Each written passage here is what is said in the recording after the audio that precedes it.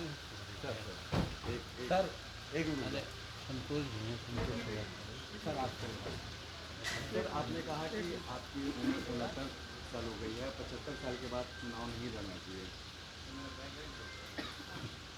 ये कौन इशू है भाई, काहे सब बात।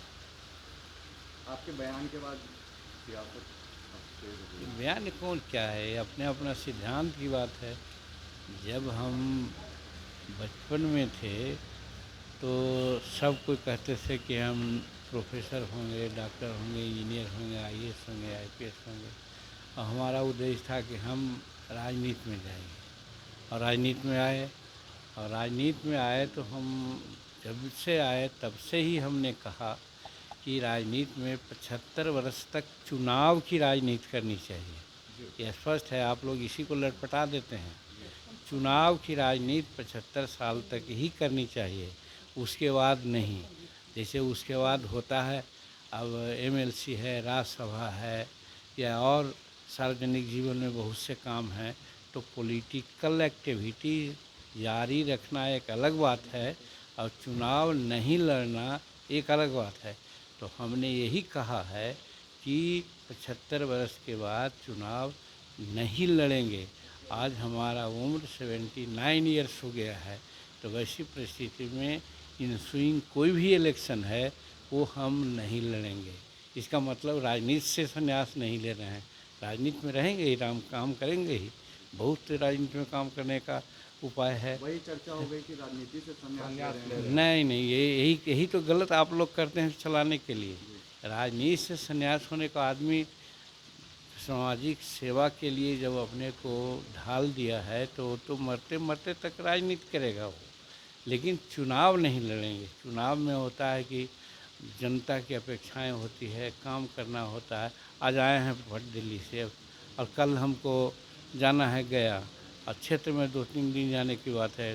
खुसरूपुर में नंगा करके मारा गया है एक महिला को, वहाँ जाना है। तो ये सब सेवा है, राजनीति ये सब करेंगे।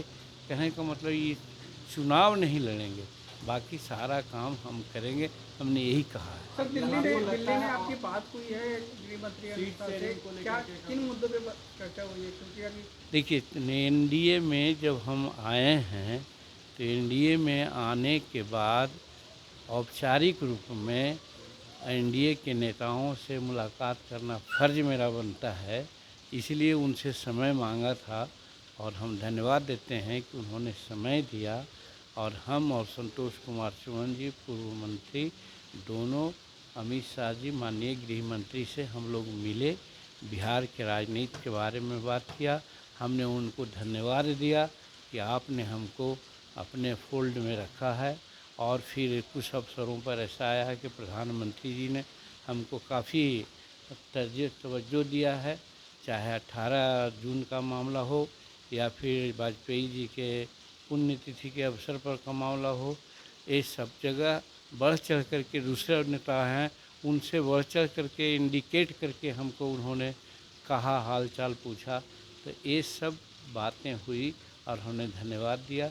फिर भी ये कहा कि भाई हिंदुस्तान में आप लोग एनडीए को इस तरह से चला रहे हैं, और इस तरह आपका टीआर बढ़ा है, चाहे चंद्रमा पर जाने की बात हो या फिर G20 का समिट सफलपूर्वक चलाने की बात हो, या और कोई भी बात हो, ये सब में आप लोगों का टीआर इतना बढ़ा है कि जन जन में लोग यही अब कह रहा है कि अबरी बार फिर नरेंद्र मोदी जी और बिहार में 400 सीट हम लोग जीत के लाएंगे, ऐसा करेंगे। ये हम लोग डिमांड कुछ नहीं कर रहे। जो भी होगा दशहरा के बाद यहाँ पर उन लोगों का प्रवास होगा, वहीं पर सबकी सम्मिलित बैठक होगी, उसी बैठक में तय होगा। पार्टी तो सब जगह हम लोग तैयार कर ही रहे हैं। देखें कि हमने पूर्णिया में बात किया, नवादा में रैली किया, जमुई में रैली किया, गया में रैली किया, औरंगाबाद में किया।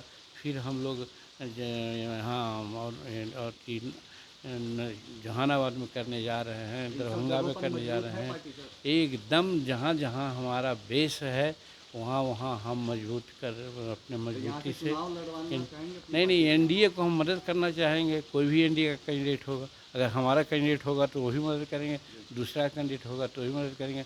400 सीट जिताने का हमारा उद्देश्य है, मनोज ध्येय झा है। के विवादित बयान पर अब हर बात एक ही बात बोल रहे हैं कि जेडीयू में बड़ी टूट होगी। उसमें टूट तो है ही है, तो देख न रहे हैं कि अशोक चौधरी और ललन बाबू में कितनी तफरकाएँ हुई और क्या क्या हुआ है, इसलिए है। अशोक चौधरी और तो ललन सिंह को लेकर तो आपस में जब टूटू में होता है तो उसको तो माना जा सकता है कि मतैक नहीं है, तो फिर आगे क्या होगा इसके लिए हम तो कोई भविष्यवक्ता नहीं है, बट ये ज़रूर समझते हैं कि आपसी तालमेल का कहीं न कहीं अभाव है वहाँ। कहा जा रहा है कि ललन सिंह आरजेडी के नेता हो गए हैं। अब वो सब कहा जा रहा है, क्या जा रहा है, ये सब आप लोग मनोज झा नहीं वो